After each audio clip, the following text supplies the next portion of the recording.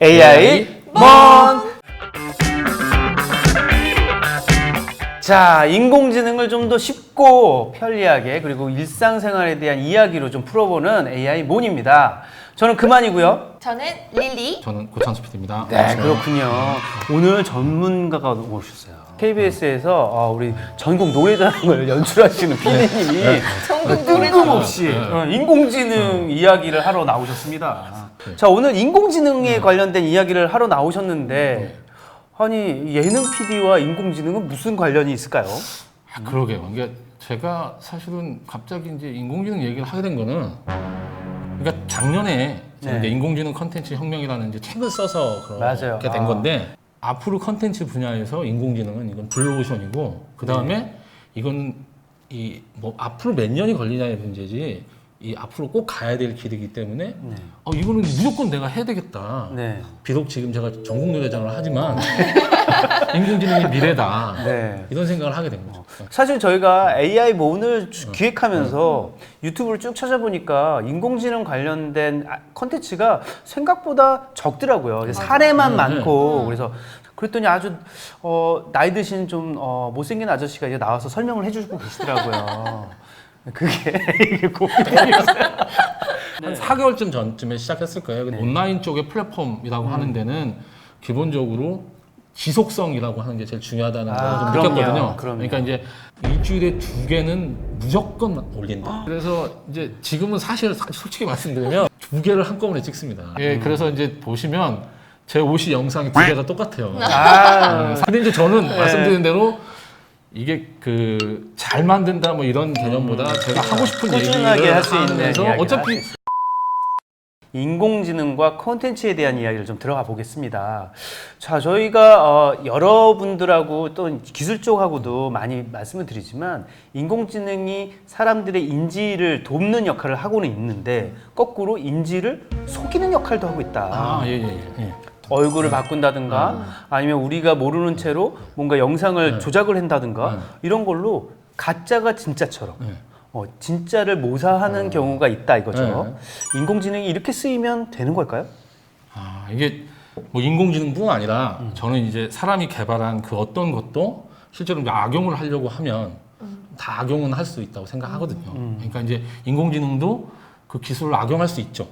실제로 이제 말씀하신 대로 딥페이크 같은 악용한 사례가 나타났고, 근데 이제 딥페이크라고 하는 그 기술을 영화에서 저희가 CG라고 하는 거를 할 때 굉장한 돈이 들어가거든요, 실제로. 근데 딥페이크라는 걸 잘 활용하면 저희가 단가를 굉장히 낮춰서 그런 것도 할 수 있으니까 어떻게 보면 되게 유용한 기술이라고 할 수도 있는데 악용하는 걸 완전히 막을 수는 사실은 없다고 하는 거는 또 받아들일 필요는 있다고 생각합니다. 그래서 인공지능이 저는 만능이 아니라고 생각하고요. 그래서 조금 이제 저도 인공지능에 대해서 되게 이제 긍정적인 얘기를 되게 많이 하지만 인공지능에 대해서 굉장히 비관론을 얘기하고 인공지능이 인류를 멸망시킬 거라고 얘기하는 분들도 굉장히 많아요. 사실은. 그리고 유튜브에 진짜 많더라고요.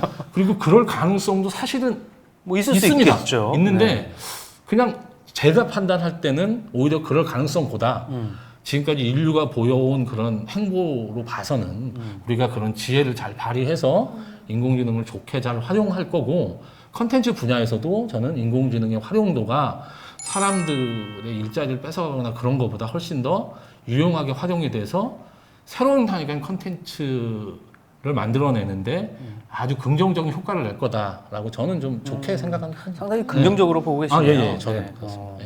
근데 그런 긍정적인 기술을 이제 쓰는 사람마다 다양하게 활용할 것이다 이렇게 말씀을 하셨는데 많은 방송 프로그램이나 현재 지금 돌아가고 있는 컨텐츠 업계가 영화 정도 빼고는 구체적으로 인공지능을 활용한다거나 기술을 좀 더 적극적으로 활용하는데 좀 소극적이지 않나 이런 생각이 좀 들거든요. 어떻습니까 현장에서?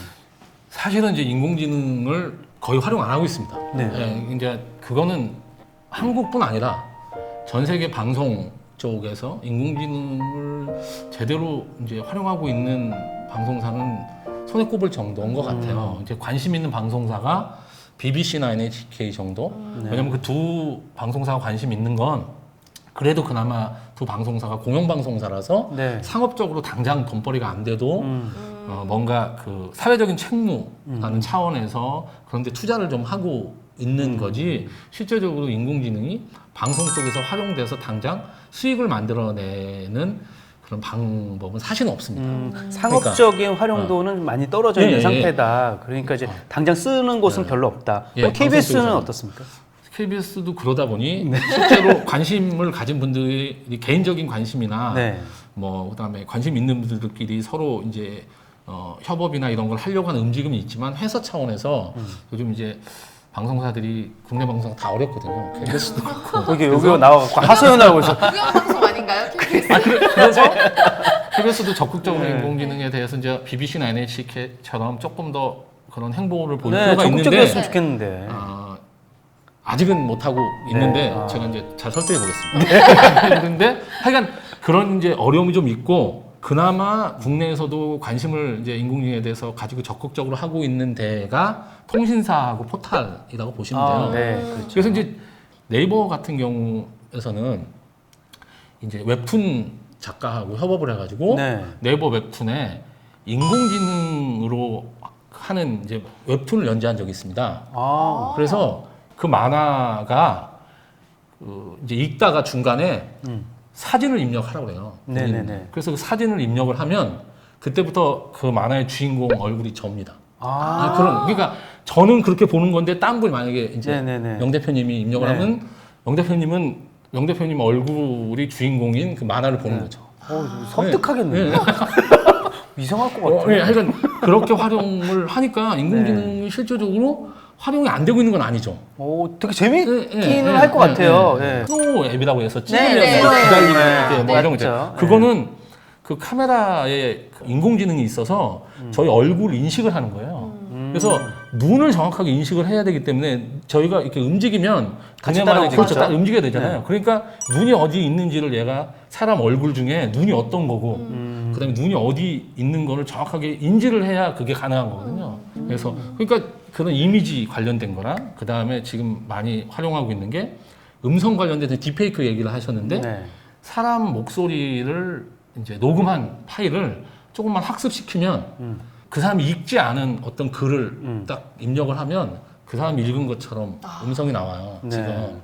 이미 활용되고 있는 것들 꽤 있고 네. 시도해볼 만한 것들도 있고 우리가 지금 당장 해볼 만한 것들이 있다 네. 말씀이신데 콘텐츠 분야는 사실 이제 상상력의 산물이잖아요. 예, 맞습니다. 그래서 창작과 창조와 어떻게 보면은 인간이 할 수 있는 거의 끝단이다 이렇게 볼 수 있겠는데 이걸 인공지능한테 맡긴다? 그럼 이걸 창조라고 볼 수 있는가?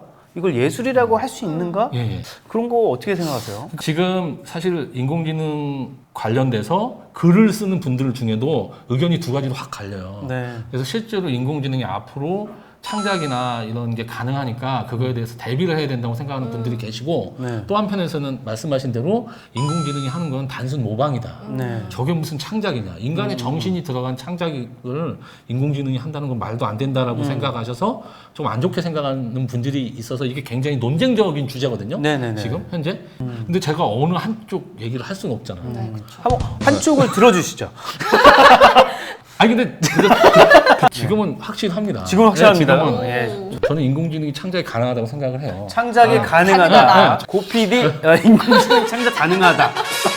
실제로 그런 사례들이 사람들이 이제 구별할 수 없는 정도 수준까지 갔어요. 그러니까 이제 어떤 실험을 많이 하고 있냐면 지금 현재는 이제 이 인공지능이 뛰어나다는 걸 보여주기 위해서 인공지능이 그림을 그리게 한 다음에 그거를 사람이 그린 그림하고 여러 개를 막 섞어 놓은 다음에 이 중에 인공지능이 그린 사람이 건지 사람이 그린 건지 구별해봐라고 했는데 구별하는 사람이 거의 없어요. 약간 튜링 없어요. 테스트 네, 같이. 그렇죠. 하는 거죠. 네. 음악도 지금 인공지능이 작곡한 거랑 사람이 작곡한 거를 갖다 놓고 구별할 수 있냐라고 했을 때 사람들이 거의 다 구별을 못하고 있는 수준까지 간 거예요. 그렇죠. 과연 인공지능이 성공적인 컨텐츠를 할 수 있어? 라는 얘기를 이제 많이 하시거든요. 근데 제가 볼 때 지금 단계에서 인공지능이 성공적인 컨텐츠를 만든다 이거보다 그런 정도 수준이 인공지능이 됐으니 차라리 그 아까 제가 얘기 드린 미국의 유명 음악 프로듀서처럼 네. 인공지능을 활용해서 인공지능을 협업 파트너로 삼아라. 그렇게 해서 네. 남들보다 먼저 새로운 걸 만들어내는 사람이 되는 게 맞는 거지. 그렇죠. 지금 인공지능이 어느 정도 수준의 퍼포먼스를 보여줄 수 있다는 거는 다 나와 있는데. 네네네. 그러니까 뭐 우리보다 인간보다 더 잘할 수 있냐? 뭐 아니냐 이거는 저는 별로 논쟁거리는 아닌 것 같아요. 네, 솔직히. 릴리님은 어떻게 생각하세요? 저는 제가 사실 예술 전공이어가지고 처음에 예술을 했을 때는 기계가 대체할 수 없는 유일한 거라고 생각을 해서 저는 어릴 때 선택을 했었거든요. 네. 그래서 이제 해오다가 근데 요즘 보면 가만히 생각해 보면 예술을 하는 사람들도 사실은 누군가한테 배우고 누군가의 작품이나 누군가의 뭐 공연을 보고 거기서 조금씩은 따라하게 돼 있거든요. 나도 모르게. 내가 좋았던 거, 했던 거. 그럼 그것도 어떻게 보면 사실은 모방의 일부일 수 있잖아요. 근데 인공지능도 그런 예술을 이렇게 뭔가를 만들어낼 때 같은 원리라고 생각하면 그것도 저는 네, 창작이 하더라고 생각을 해요. 그것도. 네. 왜냐면 인간도 사실은 느끼는 게 분명히 있겠지만 보고 듣고 내가 경험한 거 그것도 사실 남의 것을 본 거잖아요. 인공지능도 좀 같은 경우가 아닐까 싶어요. 네. 상당히 진지하게 콘텐츠를 만드는 행위가 되게 고통스럽고 어렵거든요. 네. 근데 그것 중에 일부를 인공지능이 좀 보조해주면 사실은 시간적인 함축도 되고 뭔가 효율성을 좀 높일 수 있지 않을까라는 그런 기대를 계속 하고는 있습니다.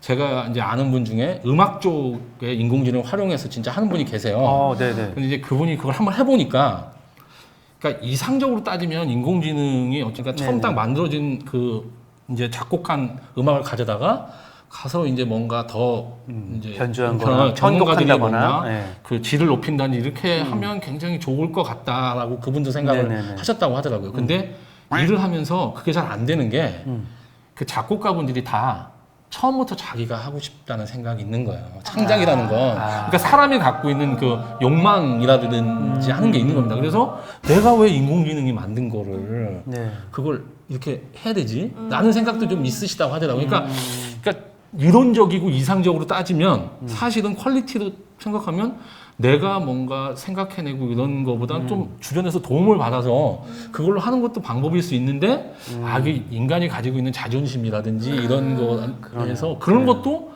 저희가 이런 컨텐츠를 만들고 창작을 하는 데서는 고민할 주제라고 생각이 좀 들어서 저는 인공지능을 활용하는 거에 대해서는 굉장히 긍정적이긴 하지만 그런 인간이 가지고 있는 그런 생각도 한번 이걸 할 때 고민해볼 포인트라는 생각을 좀 하긴 했었어요. 저는 이런 생각이 또 들어요. 우리만 고민하고 인공지능은 별로 고민하지 않겠다. 우리만 고민하고 이거 왜 쓰지 말죠. 자, 인공지능 관련된 이야기들 좀 하고 있습니다. 자, 인공지능이 만들어내는 캐릭터, 가상의 캐릭터가 스스로 이야기하고 유튜버가 돼서 돈을 벌고 있는 일본의 캐릭터가 있어요. 예, 많이들 아실 텐데 이분들이 지금 구독자가 40만 정도가 된다고 해요. 근데 이렇게 보면 사실은 인공지능 캐릭터 몇 개 만들어서 걔네들이 노동하게 하고 콘텐츠로 광고비 벌어들이고 그들로부터 돈을 벌어들이는 행위, 이건 생산 행위인가? 이거는 경제 활동인가?에 대한 또 고민이 좀 생깁니다. 되게 이제 그 얘기로 가면 되게 심각한 얘기를 이제 네. 하게 되는데요. 왜냐하면 이게 네. 가상을 뭔가 만들어 놓고 인공지능이 생산성을 부여하면 얘가 돈을 벌어들이는 행위에서 과연 우리는 무슨 역할을 한 거고 과연 얘네들한테서 우리가 돈을 받아들이는 행위는 또 무엇일까에 대한 고민이잖아요. 어떻게 보십니까? 그러면 인공지능이 만든 거는 이건 누구 거지? 그렇죠. 그다음에 얘 그래서 그걸로 해서 돈을 벌게 되면 그 돈 누가 가져야 되나? 그렇죠. 똑같이 인간의 노동하고 인공지능의 노동을 똑같이 봐도 되는 건가? 그러면 너무 인간이 하찮잖아요. 네. 자존심 또 상했어. 걔네들은 고민도 안 하는데 우리만 고민해. 찾아봤더니 이미 그런 고민을 다 하고 있더라고요. 이미 하고 있어요. 그래서 구글에 우리만 하는 게 찾아보시면 아니군요.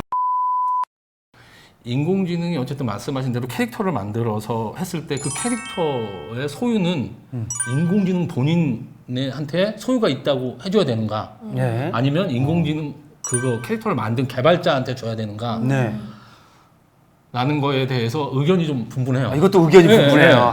이게 법적으로 정리를 해줘야 네. 되잖아요. 그렇죠. 이게 돈하고 관련이 될 수도 있는 거고 권리를 누구한테 주느냐라고 해서 맞아요. 일부에서는 인공지능을 그래서 저희가 그러니까 시민권을 부여하듯이 와. 인공지능한테 사람하고 비슷한 유사 시민권을 부여를 해야 된다. 이거는 나중에 그 세금을 걷는 거하고도 관련이 좀 그럴 돼 수 있습니다. 있겠네요. 네. 그다음에 이제 인공지능 노동에서 번 돈을 인공지능이 다 전체를 갖게 하느냐 이런 것도 인공지능에 대한 저작권은 사람의 저작권하고 다르게 차등으로 해서 네네.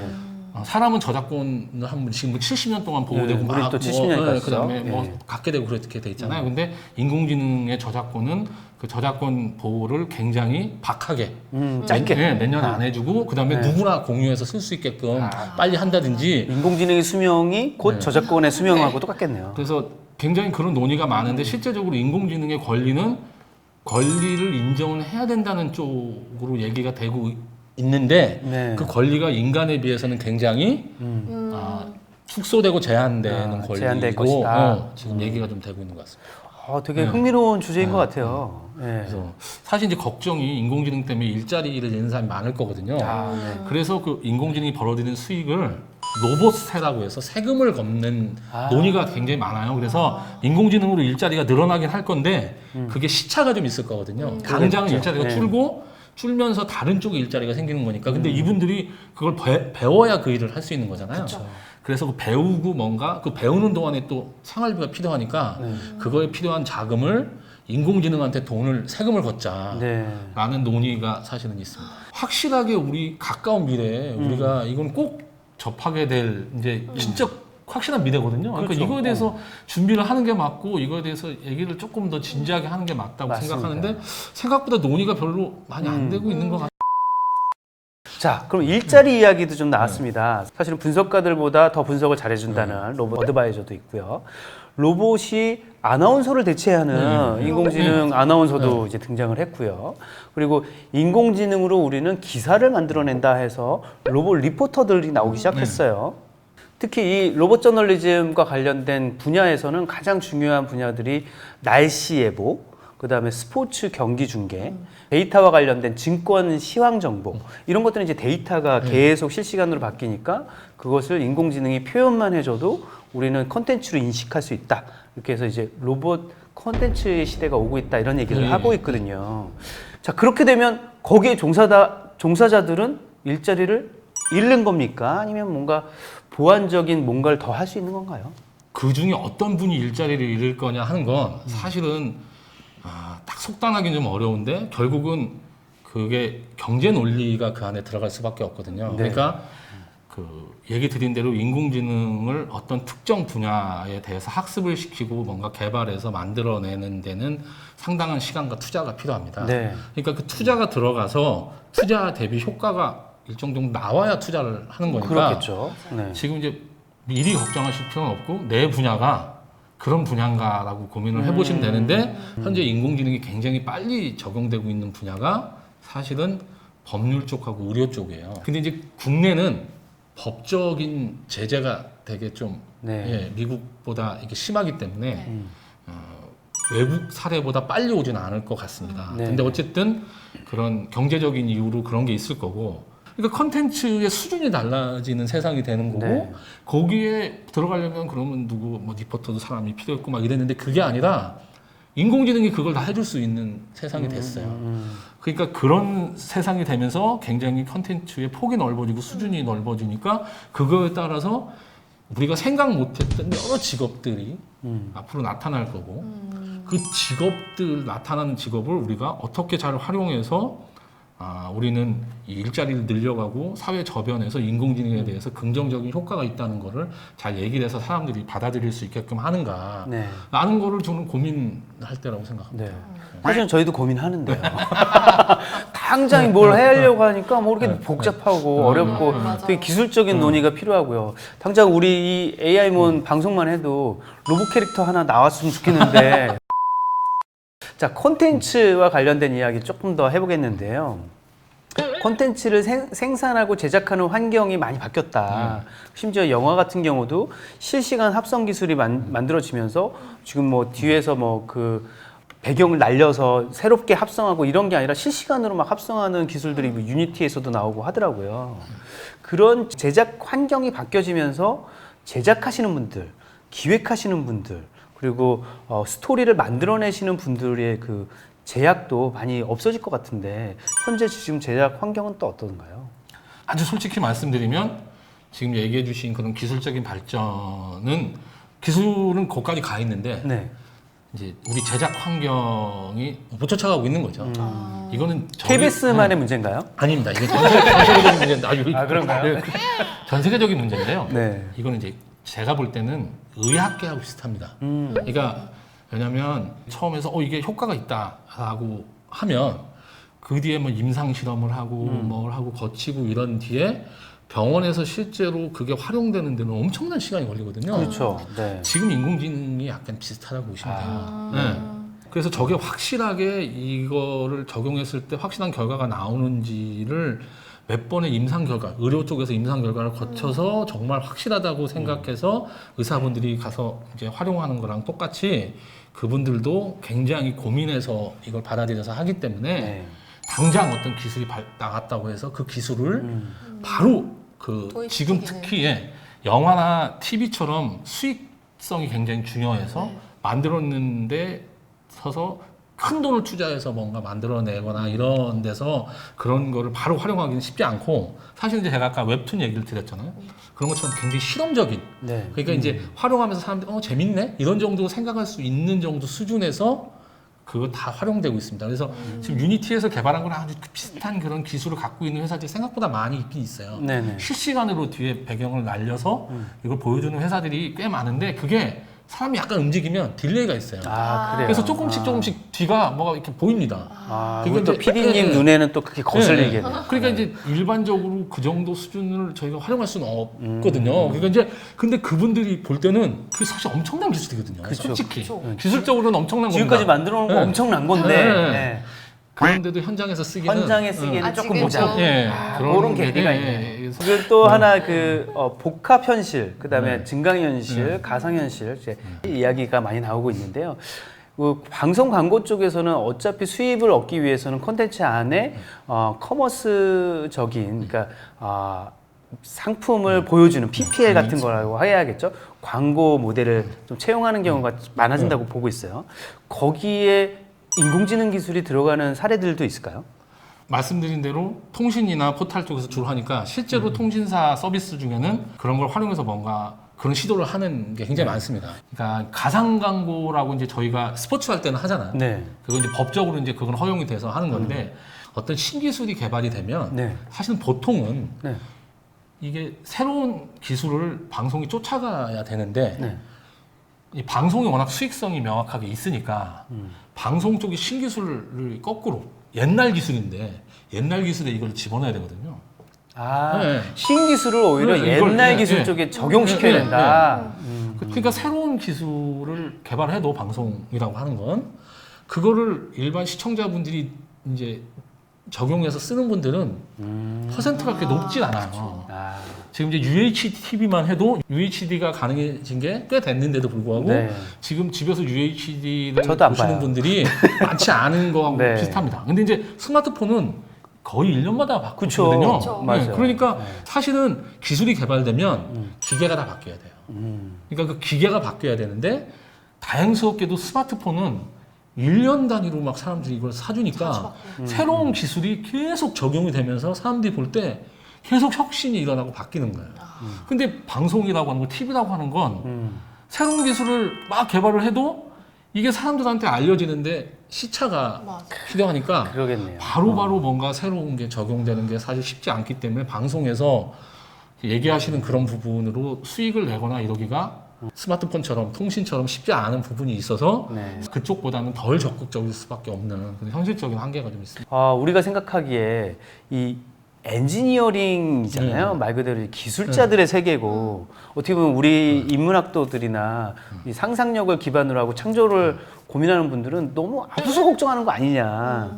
엔지니어 분들은 아직 그 정도 안 됐다. 뭐 이렇게 고민하고 뭐 이렇게 뭐 대단하게 생각하냐 이런 얘기도 하거든요. 근데 이제 저도 전에 그렇게 생각했다가 제가 이제 책을 쓰면서 이제 자료를 보면서 생각이 좀 달라져서 그런 거고 실제로 만약에 닥치면 이제 네. 뭐 MCN 얘기를 제가 잠깐 드렸지만 네. 제가 전에 했을 때는 사람들이 그냥 그렇게 그냥 미래를 위해서 준비하는 거지 뭐 이 정도 그래 당장은 아니지만 이렇게 생각했지만 지금 지금이죠, 지금인데라고 이런 얘기 하시는 것처럼 사람들이 야 그래 지금 이제 인공지능 해야 돼라고 할 때 준비하시면 저는 그거는 늦는다. 이미 늦는다. 다른 사람이 다 똑같이 하는 거니까. 그렇죠. 근데 남들이 아직 조금 뭐 멀었어라고 할 때 사실은 얘기할 때 주변에서 야 너 왜 그런 쓸데없는 걸 해라는 거를 저는 그런 시간은 기본적으로 앞서서 뭔가 하시려고 하는 분들은 거쳐야 되는 하나의 과정이라고 생각해요. 네네. 그게 그러니까 저는 이제 1인 크리에이터가 돼서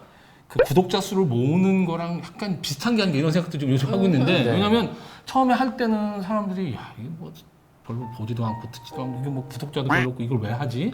대부분 포기하거든요. 근데 저희들이 즐거우셨는지 모르겠지만 사실은 중요한 거는 이 속에 정보가 있고 의견이 있고 미래가 있다는 겁니다. 그리고 인공지능의 미래가 밝게 보는 분들도 있고요. 어둡게 보는 분들도 있지만 중요한 건 정확한 지금의 현재 상태를 인식하는 거잖아요. 예. 인공지능은 아무 걱정 없는데 우리만 걱정하고 있는 이 시대를 살아가는 인간이. 네. 우리가 좀 더 알아보고 인공지능과 친해질 수 있는 계기 AI 몬에서 계속 만나볼 수 있도록 하겠습니다. 나와주셔서 너무 감사드리고요. 네. 릴리님은 마지막으로 뭐 질문하고 싶은 게 있으신가요? 아, 저는 이제 카메라가 꺼지면 과연 AI도 무용에도 접할 수 있는지. 네, 예. 본격적인 사신 방송. 인공지능은 사라지고 사신만 남은 방송. 자, AI 몬 다음에 또 뵙겠습니다. 감사합니다.